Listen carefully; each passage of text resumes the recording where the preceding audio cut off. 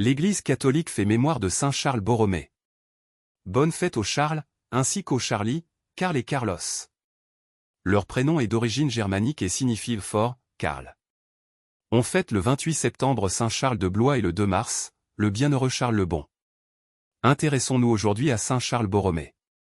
Né en 1538 près du lac Majeur en Italie, Charles Borromée fut très tôt appelé à Rome. Son oncle était le cardinal Ange de Médicis, devenu le pape Pie IV.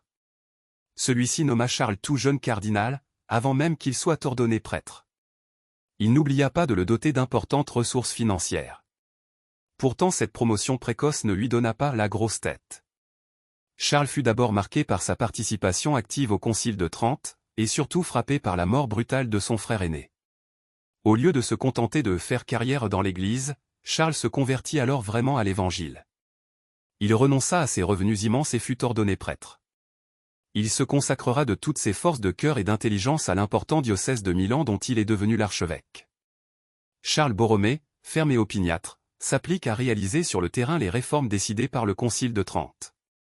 Il se charge de la création de petits et grands séminaires, des visites méthodiques des prêtres et des paroisses, du développement de l'enseignement religieux, de la fondation de missionnaires diocésains pour la prédication populaire. Rien ne manque à sa vigilance pastorale. Dans toutes ses activités, placé sous le patronage de son grand prédécesseur Saint Ambroise, au temps de la conversion de Saint Augustin, à Milan, Saint Charles garde le souci concret des pauvres et des malheureux. Il se dépense jusqu'à l'épuisement pendant la grande peste des années 1578. Quand il meurt le 3 novembre 1584, après avoir réalisé une œuvre immense, il n'a que 46 ans. Saint Charles Borromée, priez pour nous. Évangile. N'invite pas tes amis, invite des pauvres, des estropiés. Alléluia.